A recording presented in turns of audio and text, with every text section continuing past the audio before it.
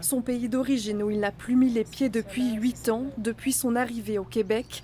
Mais Émile Fallen est désormais interdit de territoire. Le Canada vient de lui refuser sa demande d'asile. Beaucoup d'incertitudes de mon côté, de ma femme, de l'enfant que je vais abandonner. Émile Fallen laisse derrière lui sa conjointe Sally et leur petit garçon de 2 ans, Pierre-Alphonse. J'essaie de voir comment il va réagir demain matin s'il se lève et que son père n'est pas là.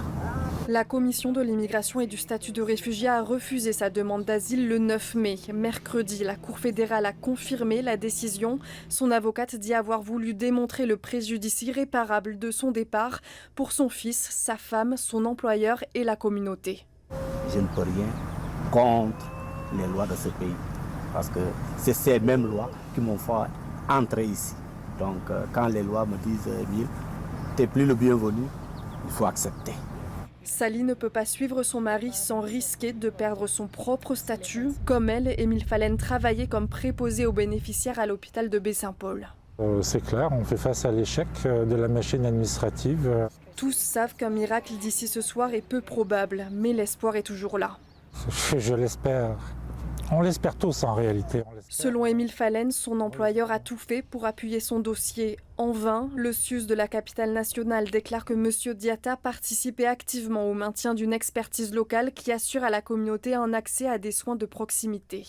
Même jusqu'au dernier pas,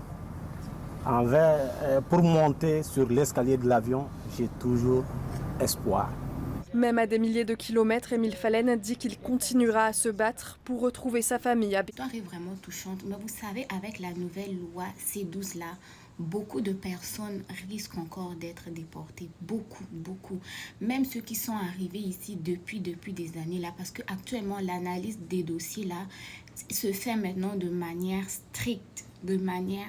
Donc, les demandes d'asile, les demandeurs d'asile, là, je vous comprends, il y a certains d'entre vous qui doivent être vraiment très inquiets, mais malgré que le monsieur a sa femme et son enfant ici, non, la loi n'a pas tenu compte de ça et il doit retourner dans son pays et de plus, il est interdit de territoire.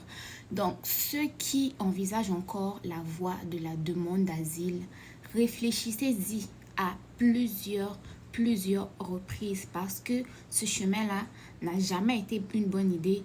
Là, c'est encore moins une bonne idée. Mais ce qu'on peut souhaiter à monsieur, c'est tout simplement beaucoup de courage et on va espérer, comme il a dit, qu'un miracle arrive au moment où il va monter dans son avion.